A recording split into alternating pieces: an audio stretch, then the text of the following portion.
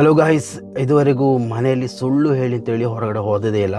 Especially ಇವತ್ತು night, ಈ ಒಂದು ಮಿಡ್ ನೈಟಲ್ಲಿ ಸುಳ್ಳು ಹೇಳಿ ಹೊರಗಡೆ ಹೋಗ್ತಾ ಇದ್ದೇವೆ. ಹೋಗಲಿಕ್ಕೆ ಒಂದು ಕಾರಣ ಕೂಡ ಇದೆ. ಸೊ ಅದನ್ನು ನಾವು ಕಂಪ್ಲೀಟಾಗಿ ಒಂದು ಬ್ಲಾಗಲ್ಲಿ ಸಣ್ಣ ಬ್ಲಾಗ್ ಥರ ಮಾಡ್ತೀವಿ. ಸೊ ಏನು ಅಂತ ಕೊನೆವರೆಗೂ ನೋಡಿ, ಯಾಕಂತೇಳಿದ್ರೆ ಬಹಳ ಇಂಟ್ರೆಸ್ಟ್ ಆಗಿದೆ. ನಮ್ಮ ಫ್ರೆಂಡ್ಸು ಕೂಡ ಜೊತೆಗಿದ್ದಾರೆ. ಸೊ ಎಲ್ಲರನ್ನ ನಾವು ಪಿಕಪ್ ಮಾಡಿಕೊಂಡು ನಾವು ಒಂದು ಜಾಗಕ್ಕೆ ಹೋಗ್ತಾ ಇದ್ದೇವೆ. ಸ್ಪೆಷಲ್ ಜಾಗ, ಅದು ಯಾವುದು ಅಂತ ನಾವು ತೋರಿಸ್ಕೊಡ್ತೀನಿ. ಸೊ ಈ ಒಂದು ವ್ಲಾಗಲ್ಲಿ ಕೊನೆವರೆಗೂ ನೋಡಿ. ಮೊದಲನೇ ಬಾರಿ ಮಾಡ್ತಾ ಇರುವಂಥದ್ದು. ಸೊ ಟ್ವಿಸ್ಟ್ ಕೂಡ ಇದೆ ಸ್ವಲ್ಪ. ನಮ್ಮ ಮೊದಲ ಫ್ರೆಂಡನ್ನು ಪಿಕ್ ಮಾಡಿ ಆಯಿತು ಗೈಸ್, ನೋಡಿ. ನೆಕ್ಸ್ಟ್ ಇವಾಗ ಒಂದು 2 ನಿಮಿಷದಲ್ಲಿ ಪಿಕ್ ಮಾಡ್ತೀವಿ. ನಮ್ಮ 3ನೇ ಫ್ರೆಂಡನ್ನು ಕೂಡ ಪಿಕ್ ಮಾಡ್ತಾ ಇದ್ದೀವಿ ಗೈಸ್. ನೋಡಿ, ಇಲ್ಲಿ ಕಾಣಲಿಕ್ಕಿಲ್ಲ.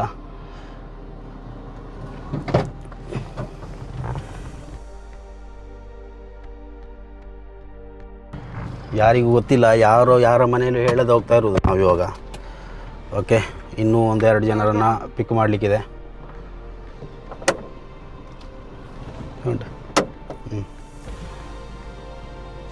3 ಜನ ಆಯ್ತು ಇವಾಗ. ಇನ್ನೊಂದು 2 ಜನ ಪಿಕ್ ಮಾಡಲಿಕ್ಕಿದೆ. ಇನ್ನೊಂದು 2 ಕಿಲೋಮೀಟ್ರ್ ದೂರದಿಂದ ಪಿಕ್ ಮಾಡೋದು ಅವರನ್ನು.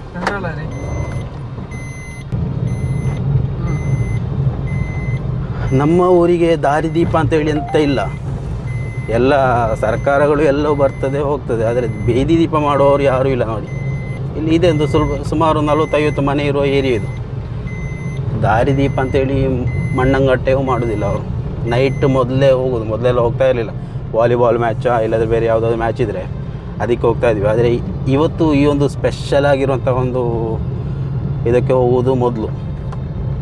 ನಿಮಗೆ ಗೊತ್ತಾಗುತ್ತೆ ನೋಡಿ, ತುಂಬ ಇಂಟ್ರೆಸ್ಟಿಂಗ್ ಆಗಿದೆ ಇದು ವಿಷಯ. ಮನೆಯವರಿಗೆ ಗೊತ್ತಾದರೆ ಮಾತ್ರ ಗಲಾಟೆಯಲ್ಲಿ ನಿಲ್ಲಕ್ಕಿಲ್ಲ ಇದು.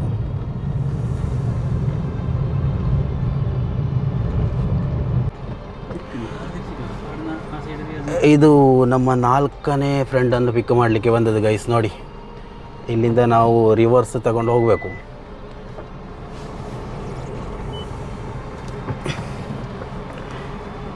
ಅವನಿಗೂ ಗೊತ್ತಿಲ್ಲ ಎಲ್ಲಿಗೆ ಹೋಗುವುದು ಅಂತಂತೇಳಿ. ನೋಡಿ, ಬರ್ತಾ ಇದ್ದಾನೆ ಅಬಿ.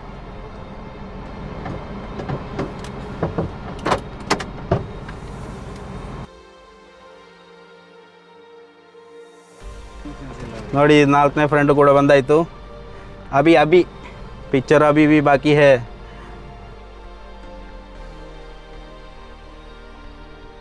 ಗೈಸ್, ಯಾರು ಮನೇಲಿ ಹೇಳಲಿಲ್ಲ, ಎಲ್ಲ ಸುಳ್ಳು ಹೇಳಿ ಬಂದದ್ದು. ಮ್ಯಾಚ್ ಉಂಟು ಅಂತೇಳಿ. ನಿಮಗೆ ಇವಾಗ ಡೌಟ್ ಬರ್ತಾ ಇರ್ಬೋದು, ಎಲ್ಲಿಗೆ ಹೋಗೋದು ಈ ನೈಟಲ್ಲಿ. ಇದುವರೆಗೂ ವೀಡಿಯೋ ಮಾಡಲಿಲ್ಲ, ಫಸ್ಟ್ ಟೈಮ್ ಮಾಡ್ತಾ ಇರೋದು. ತುಂಬ ಇಂಟ್ರೆಸ್ಟಿಂಗ್ ಸ್ಟೋರಿ ಮಾತ್ರ. ಎಲ್ಲ ಎಕ್ಸ್ಪ್ಲೈನ್ ಮಾಡ್ತೇನೆ ನಾನು ಹೋಗಿ ಬರುವ ತನಕ. ಮನೆಯವರೆಲ್ಲ ಹೇಳಿದ್ದೇನೆ 2 ಗಂಟೆ ಆಗ್ತದೆ ಬರುವಾಗ. 2-3 ಗಂಟೆ ಆಗ್ಬೋದಲ್ವ? ಎಷ್ಟು ಗಂಟೆ ಆಗ್ಬೋದಾ? 3 ಗಂಟೆ ಆಗ್ಬೋದು. ನಮ್ಮ ಲೈಫಲ್ಲಿ ಫಸ್ಟ್ ಟೈಮ್ ಇದು. ಮನೆಯವರನ್ನು ಬಿಟ್ಟು ಹೊರಗಡೆ ಹೋಗ್ತಾ ಇರುವಂಥದ್ದು ಫ್ರೆಂಡ್ಸ್ ಜೊತೆಗೆ. ನಾಳೆ ಏನೆಲ್ಲ ಕೇಳಬೇಕು ಅಂತೇಳಿ ಗೊತ್ತಿಲ್ಲ ನಮಗೆ, ತಂದೆಯಿಂದ ತಾಯಿಯಿಂದ.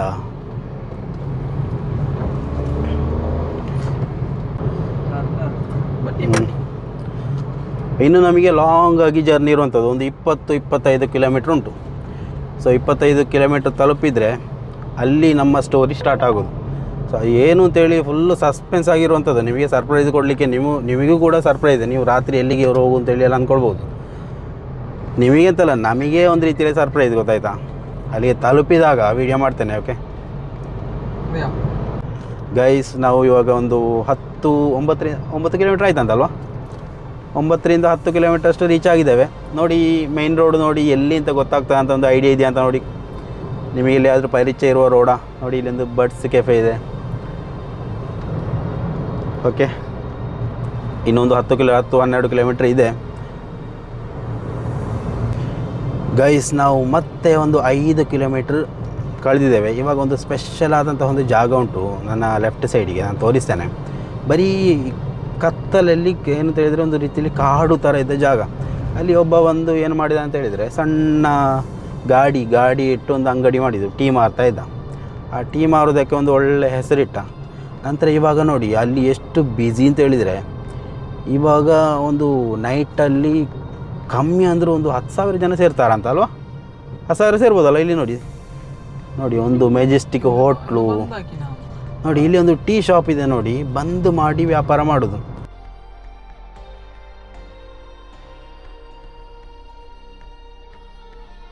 ಗೈಸ್ ನಾವು ಮತ್ತೆ ಒಂದು 2 ಕಿಲೋಮೀಟರ್ ದೂರ ಬಂದಿದ್ದೇವೆ.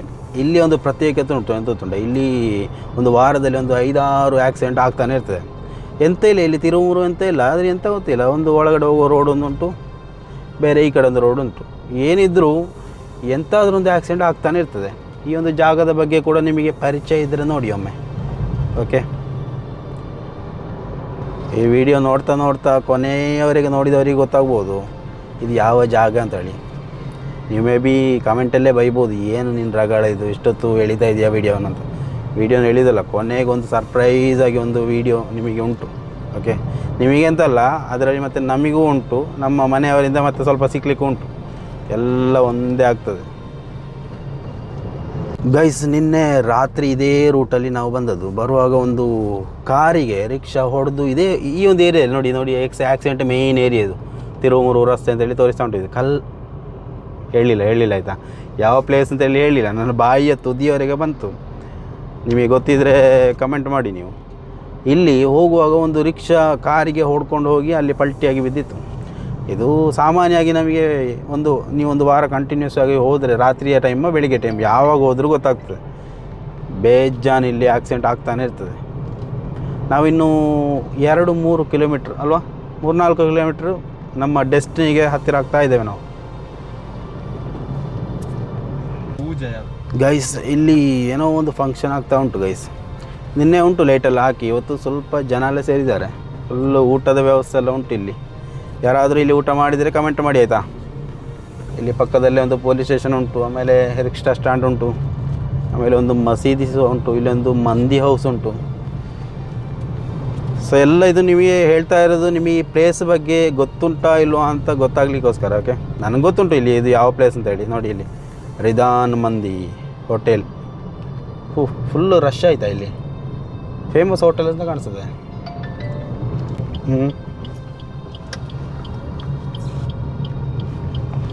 ಗೈಸ್, ಆಲ್ಮೋಸ್ಟ್ ನಾವು ರೀಚ್ ಆಗಿದ್ದೇವೆ. ಹೃದಯ ಭಾಗಕ್ಕೆ ತಲುಪಿದೆ ನೋಡಿ. ಇಲ್ಲಿ ಇದು ಒಂದು ಬೇರೆ ಕೆಫೆ, ಡಿಲೈಟ್ಸ್ ಕೆಫೆ ಅಂತೇಳಿ ಫೇಮಸ್ ಕೆಫೆ ಇದು. ಇವಾಗ ನಿಮಗೆ ಆಲ್ಮೋಸ್ಟ್ ಅಂದಾಜಾಗಿರ್ಬೋದು ಎಲ್ಲಿಗೆ ನಾವು ಬರ್ತಾ ಇದ್ದೇವೆ ಅಂತೇಳಿ. ಓಕೆ, ಆಲ್ಮೋಸ್ಟ್ ತಲುಪಿ ಆಯಿತು. ಇನ್ನು ಮೇ ಬಿ 1 ಕಿಲೋಮೀಟ್ರ್ ಇರ್ಬೋದು.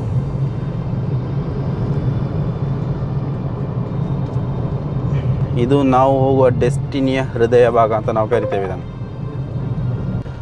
ಗೈಸ್ ನೋಡಿ, ಇದು ಮೇಯ್ನ್ ಏರಿಯಾ, ನಾವು ತಲುಪಬೇಕಾದಂತಹ ಒಂದು ಏರಿಯಾ. ನೋಡಿ ಸ್ವಲ್ಪ ಆ ಕಡೆ ಈ ಕಡೆ ನೋಡಿದರೆ ನಿಮಗೆ ಗೊತ್ತಾಗ್ತದೆ. ನೋಡಿ, ನಾವು ತಲುಪಬೇಕಾದಂತಹ ಏರಿಯಾಗೆ ಇನ್ನೊಂದು 100 ಮೀಟ್ರ್ ಅಷ್ಟೇ. ಓಕೆ, ಇವಾಗ ನಿಮಗೆ ಗೊತ್ತಾಗಲಿಲ್ಲ ಅಂತ ಹೇಳಿದರೆ ನೀವು ಈ ಊರಿನವರೇ ಅಲ್ಲ ಅಂತ.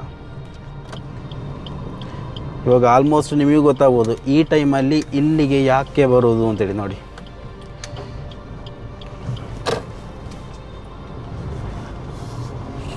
ಓಕೆ, ಸೆಕ್ಯೂರಿಟಿ ನಮಗೆ ಟಾಟಾ ಮಾಡಿದ. ಅಲ್ಲಿ ನೇರ ಪಾರ್ಕಿಂಗ್ಗೆ ಹೋಗ್ತಾ ಇರೋದು. ಇವಾಗ ಅಲ್ಲಿ ಪಾರ್ಕ್ ಮಾಡಿ ಸ್ವಲ್ಪ ಕೆಲಸ ಉಂಟು, ಸ್ವಲ್ಪ ಹೊತ್ತಿನ ಕೆಲಸ ಆಯಿತಾ. ಅದು ಕೆಲಸ ಮುಗಿಸಿ ಬರುವಾಗ ನಿಮಗೆ ಏನು ವಿಷಯ ಅಂತೇಳಿ ನಾನು ಕ್ಲಾರಿಟಿ ಕೊಡ್ತೇನೆ. ಓಕೆ, ಇಲ್ಲಿ ಒಂದು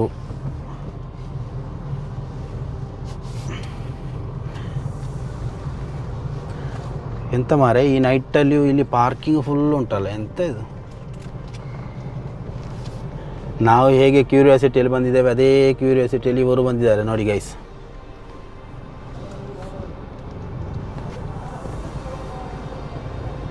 ಬಚ್ಚಾವ್, ಇಲ್ಲೊಂದು ಪಾರ್ಕಿಂಗ್ ಉಂಟು. ಅಲ್ಲಿ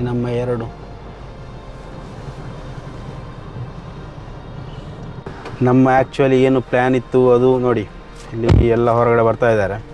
ಸೊ ನೆಕ್ಸ್ಟ್ ನಾವೇ ಹೋಗುವಂಥದ್ದು. ಸೊ ಏನು ಅಂತೇಳಿ ಕಂಪ್ಲೀಟ್ ನಾನು 1 by 1 ಆಗಿ ವಿವರಿಸ್ತೇನೆ ಆಯಿತಾ.